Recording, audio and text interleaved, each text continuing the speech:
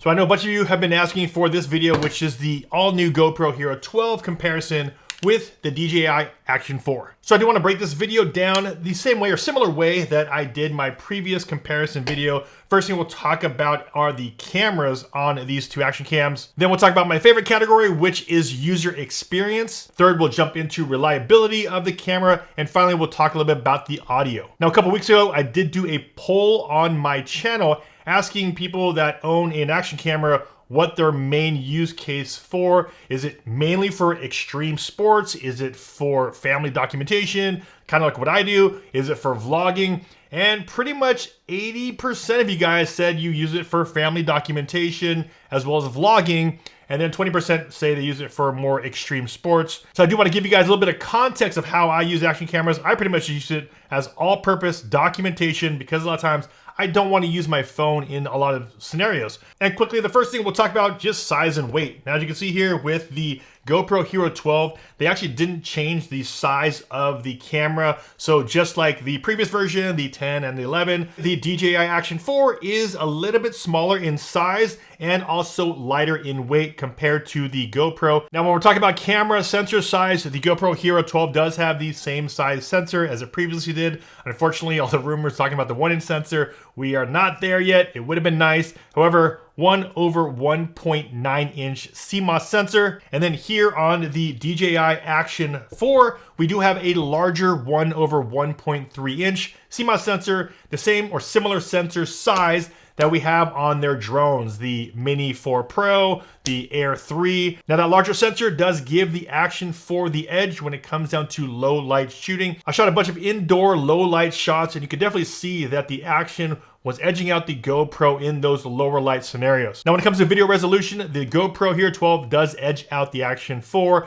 This has 5.3K up to 60 frames a second, also shoots 4K 120. Where here on the Action, we do have 4K 60, also 4K 120 when talking about slow motion. Now when I export my videos, I am normally exporting out in 4K. So the 5.3, I don't use it all the time. It is a nice feature to have in case you wanted to move your footage around a little bit in post. You have a little bit larger of a video to work with, but at the end of the day, I'm still exporting out in 4K. Next, we'll talk about this field of view, and when you're doing action sports and you have the camera kind of close to you, you want to be able to capture a lot around you. That's why having extremely wide field of view is important.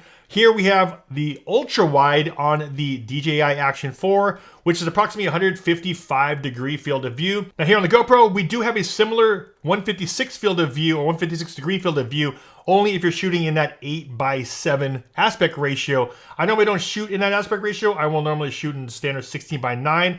And when you put the ultra wide versus what GoPro calls the hyper view, you can definitely see that the Action does edge out the GoPro with those settings. While they are very similar field of views, extremely wide, the GoPro has a much, I'd say, distorted fisheye edge look to it compared to the DJI Action 4. I don't know what DJI does with their lens, but they are able to get extremely wide, but not have as much distortion around the edges. So when it comes to field of view, while they are very similar, the DJI Action corrects it a lot better. And like I said before, when you see the GoPro footage and how much fisheye there is on the edges, it's kind of hard to unsee those things now. And speaking of that 8:7 aspect ratio, the GoPro Hero 12 does have that almost a square aspect ratio. And the thought process behind that is that if I shoot in a wider format, a wider aspect ratio, ideally I should be able to, in post-processing, take that video and now either crop it to make it horizontal or punch in and crop the inside so I can make it a nice vertical shot. Now what DJI does is that if you want to get vertical footage, you actually use this case, pop it in here, and then you can actually mount the camera vertical.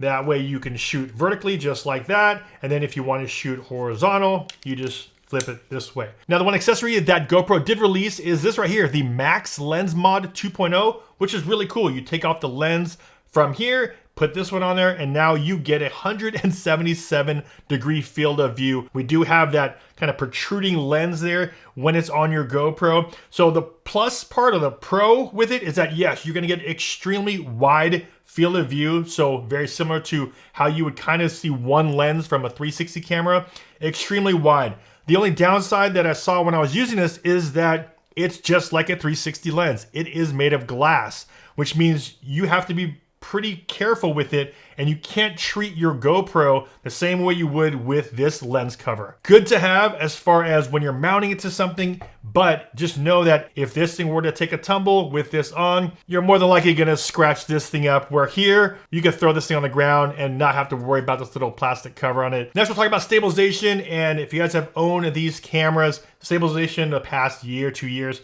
have been extremely good. Here on the GoPro, we have what they call Hyper Smooth 6.0, and on the DJI Action 4, we have what DJI calls Rock Steady. And overall, if I put these side by side, you probably wouldn't notice a difference from either one if I didn't put the labels on there. Both of them do really, really well as far as their electronic stabilization built into these cameras. One advantage that the GoPro has over the Action 4 is a higher resolution if you wanted to get that horizon leveling. The DJI Action 4 can do the same thing, just at a lower resolution, 2.7K, but you can still do the whole 360 movement, and the horizon in the picture will stay nice and flat. Next, we'll talk about picture profiles, and for those that do post-processing, they like to color grade a little bit more.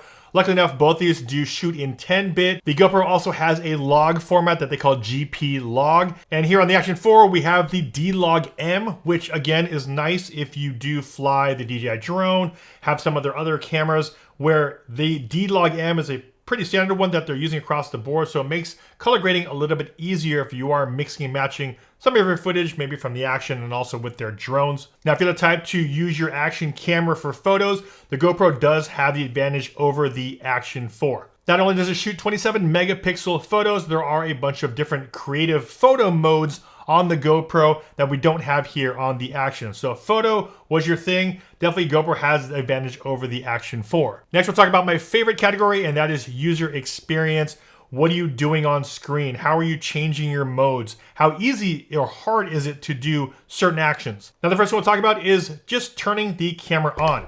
When they are both off, just like this, if I press the button 1, 2, 3, as you can see, the DJI Action 4 boots up quickly. Right here, we have a little bit slower of a boot up on the GoPro. Also, when I'm powering them down, if I power them down, press both, power down a little bit quicker. Actually, that didn't even power down. And there you go. Now it's powering down. Next, what we'll talk about is the start to record time. So both cameras are off. If I'm out there and I want to start recording really quickly, I hit record on both. Ready? 3, 2, 1. Press record. And right there, we have the DJI Action 4. Faster to start recording than the GoPro Hero 12. Now, when I hit stop recording, as you can see, I hit stop recording, the GoPro automatically shuts off, where the Action gives me a second, I guess we give you 3 seconds to cancel the shut off. Now, of course, if you wanted to have the ability to have the GoPro stay on, you're gonna have to just take that extra step by turning on the GoPro first. I like that DJI has the option to cancel that. But here on the front is where DJI Action 4 has the edge, because we have a full color touchscreen right here on the front of the camera, versus here on the GoPro, we still do not have a touchscreen on the front. Having that touchscreen, for me at least, is super important because of the fact if I'm out there using my camera and I'm, say, vlogging, and I can now change my settings by looking at the front here. If you were to mount this thing to the inside of your windshield or somewhere you can have access to it, you have to actually physically take the camera off the mount, turn it around, change your setting, and then mount it back on again. You don't have the ability to change that setting from the front of the screen. Because of that issue, this is one of the reasons why I actually picked up this mount. This is from Ulanzi, and it is a mount that you can buy for the GoPro. It works on the GoPro 12, 11, 10, I believe the 9 as well.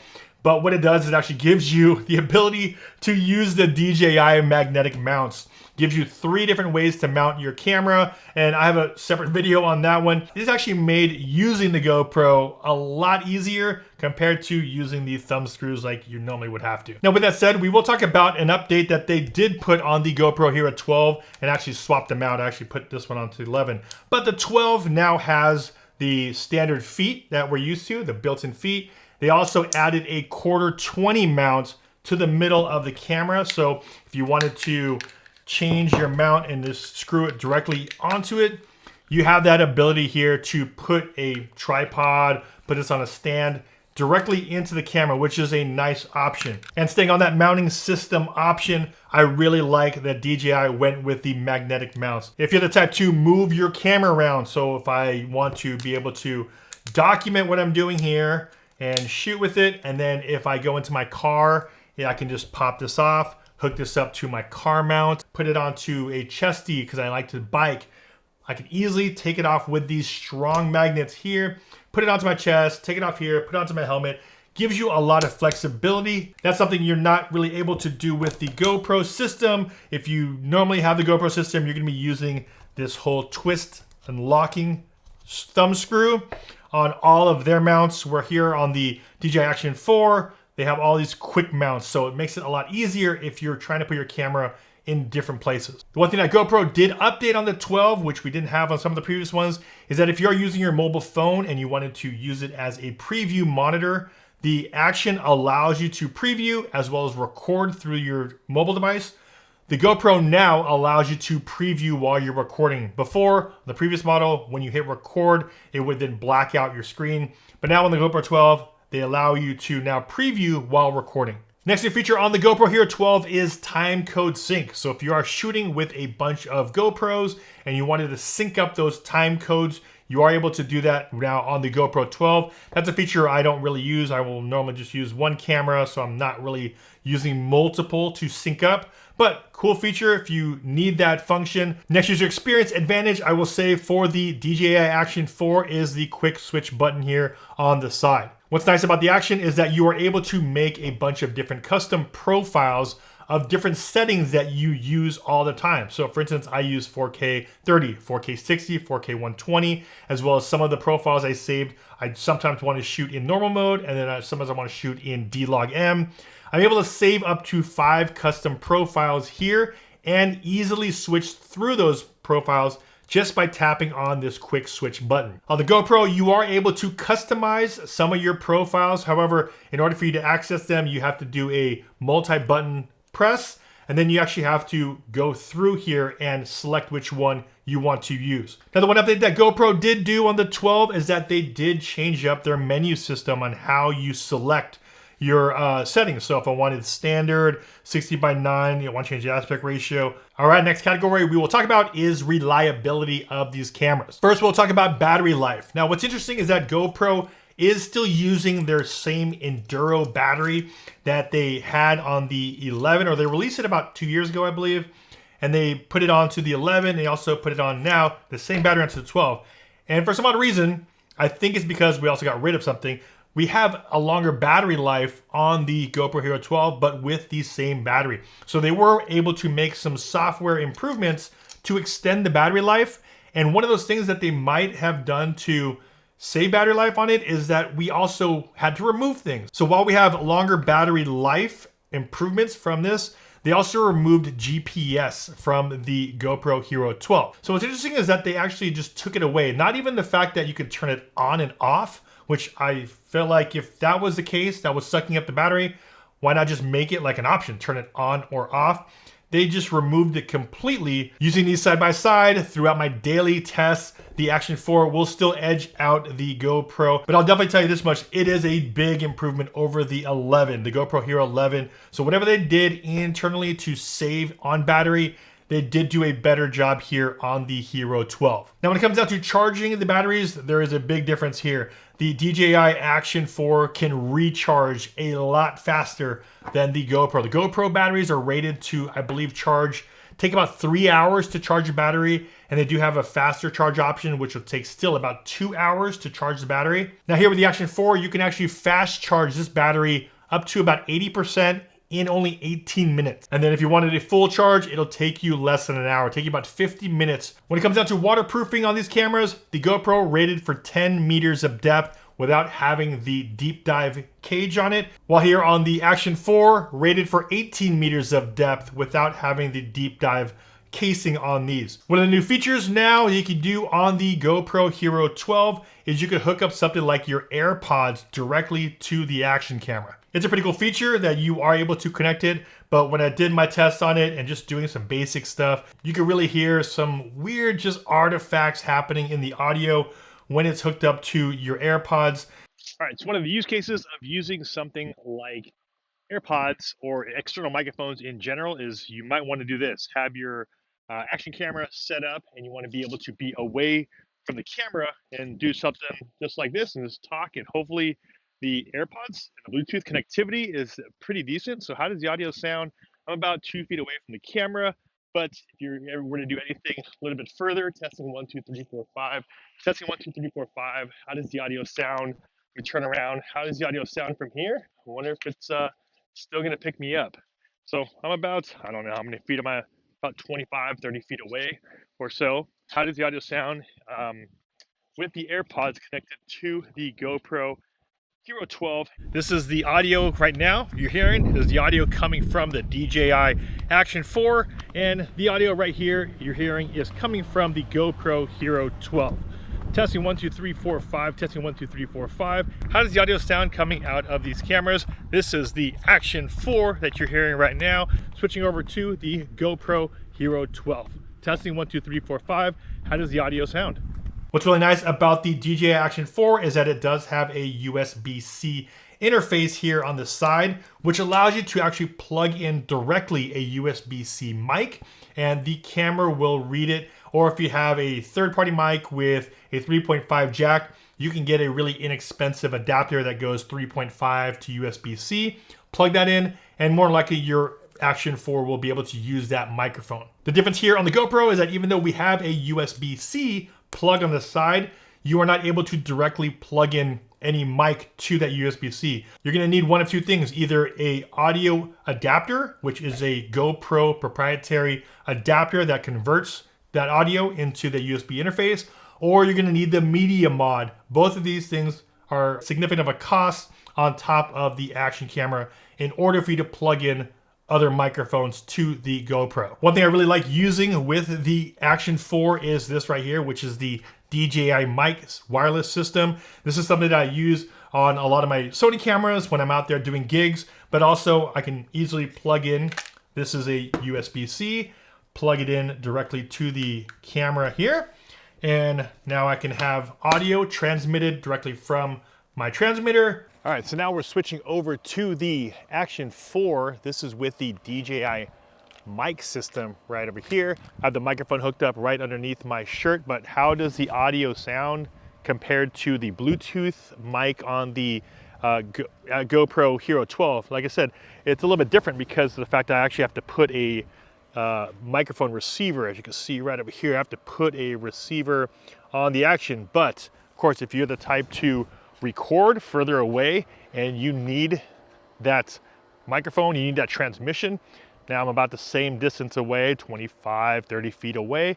Testing 1, 2, 3, 4, 5. How does the audio sound here? This is with the DJI Action 4 hooked up with the DJI mic on the side. So how does that audio sound compared to the GoPro with the AirPods? Now, with all that said, these cameras come in at $399 each for their standard bundles. You can always get the Action bundle, which is what I recommend if you go with the Action 4. Comes with extra batteries, comes with a case.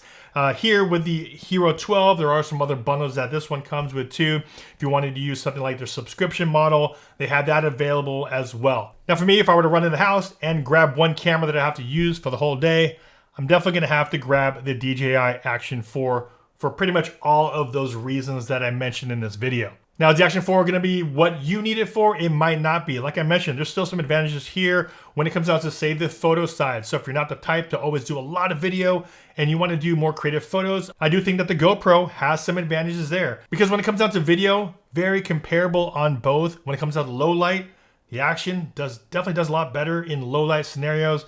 The user experience for me is a huge deal. If you use your camera a lot, you will notice these smaller things, or they seem smaller, but when you add them all up throughout a day, you'll definitely feel the benefit of all of those small things that DJI does to make it a lot better for the user compared to the GoPro camera. Now, these are just my experiences with both of these cameras, the pros and the cons.